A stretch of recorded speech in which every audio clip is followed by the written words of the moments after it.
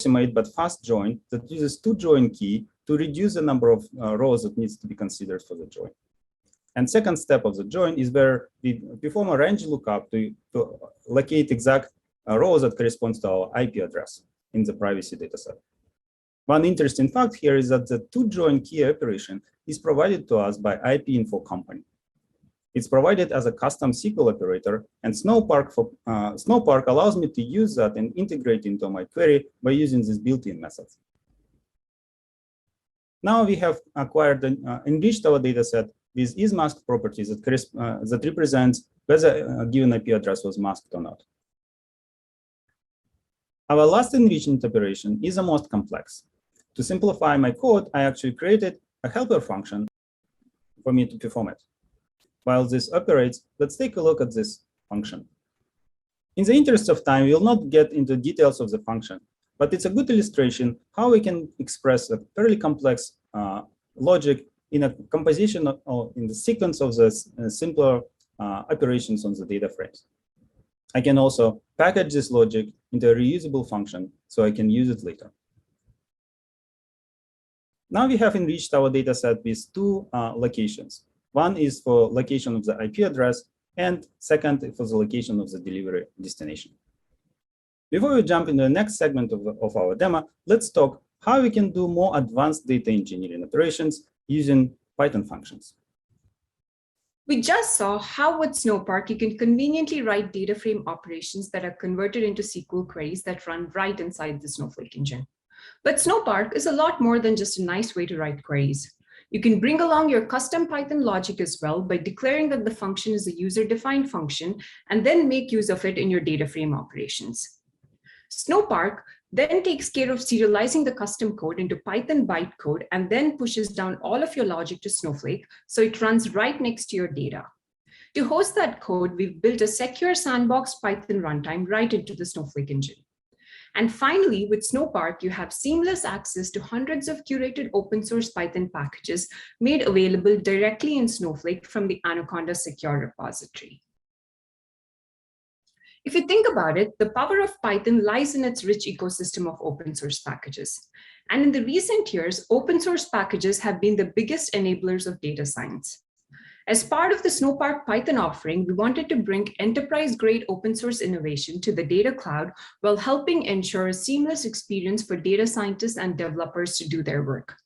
And this is made possible as part of our recent Anaconda partnership and product integrations. Snowflake Data Cloud users who already benefit from instant and governed access to data will now be able to speed up their Python-based workflows by taking advantage of the seamless dependency management and comprehensive set of curated open source Python packages provided by Anaconda. Let's take a closer look at how Snowflake and Anaconda will enable innovation. As I mentioned earlier, a curated set of open source libraries built and published by Anaconda are pre-built into the Snowflake environment. For convenience and purposes of local development, the same set of libraries and versions are also made available on a Snowflake channel hosted on the Anaconda repository. When developing locally, you can simply point your local Conda installation to the Snowflake channel, which will ensure you're using the same packages and versions available on the server side. So if your function depends on any third-party libraries, during UDF declaration, you simply specify which Python packages the function needs, and Snowpark automatically picks up and resolves the dependencies on the server side and installs the relevant packages into the UDF environment. The dependency management is made seamless by the Conda package manager, which is transparently integrated into the Python UDF creation workflow. This is immensely valuable as without the right toolset, resolving dependencies between different packages can land developers in a dependency hell, which can be a huge time sink. Compared to existing solutions and systems that use pip, the Snowflake Anaconda integration will enable users to effortlessly process their data with the latest open source innovation without having to worry about conflicting dependencies. This means developers and data scientists can spend more time innovating rather than debugging broken Python environments. All of this is made available to the Data Cloud users at no additional charge beyond the standard warehousing costs. And finally, when the UDF is executed, it is distributed across the Snowflake nodes and benefits from the scale and secure processing provided by the Snowflake processing engine. To see this in action, let's go back to our demo scenario. Now that we have the enriched data set that has the geocoordinates of the order and shipping locations, I can write a simple Python UDF that makes use of open source geospatial libraries to engineer a new feature that will give us the distance between the two locations. Going back to our demo notebook, here I wrote a simple Python function that calculates the distance between 2 points using the GeoPandas library. Snowflake's new support for Python user-defined functions is an easy way to turn ordinary Python functions into something scalable. There are many ways to register a function as a UDF. Here, I use the UDF decorator, which lets Snowpark know to push down my Python function into Snowflake as a UDF. The add packages method lets me specify any third-party dependencies my code depends on. The function itself is very basic. It takes in 2 sets of coordinates, and using the helper functions from the GeoPandas library, it calculates and returns the distance. When I execute the cell, under the hood, Snowpark registers my function as a UDF on the Snowflake backend. And as part of the function creation flow, the integrated Conda solver automatically solves for the GeoPandas libraries and its required dependencies and loads the needed packages into the UDF environment. Now that my function is created, I can use it as part of other data frame operations. Here, I call the UDF on a previously enriched data frame, and it returns our new IP to shipping distance feature. If I go to the Snowflake backend, I can see on my behalf, Snowflake created a temporary stage and packed and uploaded my Python code as a zip file to that stage. Here, I can see the temporary Python UDF that was created, which imports my code from that stage. And finally, this query shows the SQL that was generated when we called our calculate distance UDF. This shows that all our custom Python code got pushed down to Snowflake and ran seamlessly in a highly secure sandboxed environment built right into the Snowflake processing engine. Now, as a final step, I find the original data set with the newly created features and write the results to a new Snowflake table. Maxime and his team can now use this enriched data to test our hypothesis and build an ML model. You saw how we can use simple Python functions and libraries to calculate distances. Now, let's see how we can also use Python objects with our functions. Thank you, Shri. One of the advantages of Python as a programming language is its extreme flexibility and buttery-smooth syntax. This is especially true for Python functions.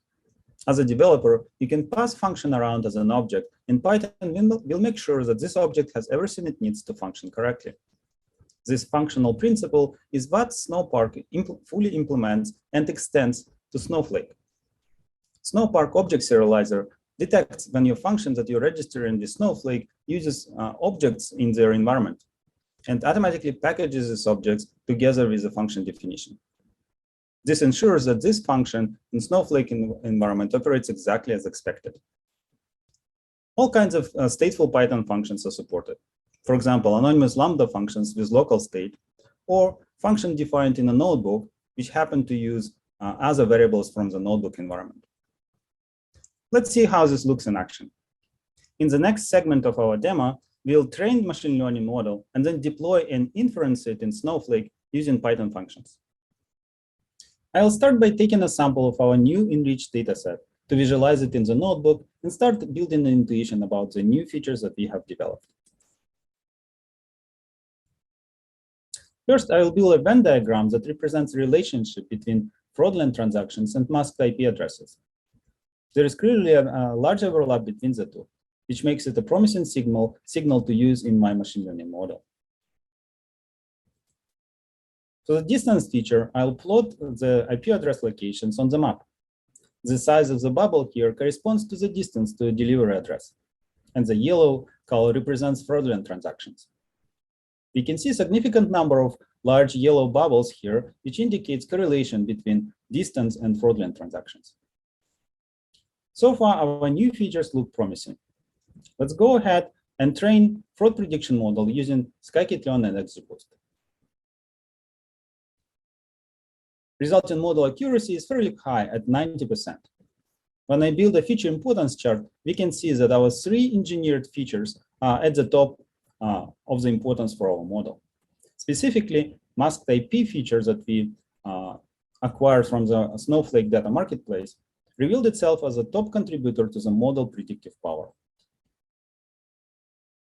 Now, with these results, let's deploy this model to Snowflake to run predictions at scale on new transactions. To do this, I'll deploy my detect fraud function to Snowflake. As we have seen with Shree's demo, it's incredibly easy to do with Snowpark. I add the decorator to my function and specify which packages it needs. Snowpark also detects that my function, in order to make predictions, uses model objects that we just trained in the notebook. So it packages this object together with the function definition and deploys it to Snowflake. In addition to that, I also deploy this function as permanent function, so we can use it in subsequent stages of the demo, even after my current Snowpark session is complete. And stage location indicates where the artifacts of the function will be stored. Now that I have this function deployed into Snowflake, I can run predictions on the new transactions table. It has approximately 1 million rows, but in a few seconds, Snowflake completes the inference. Now we can see predictions for new transactions are being generated.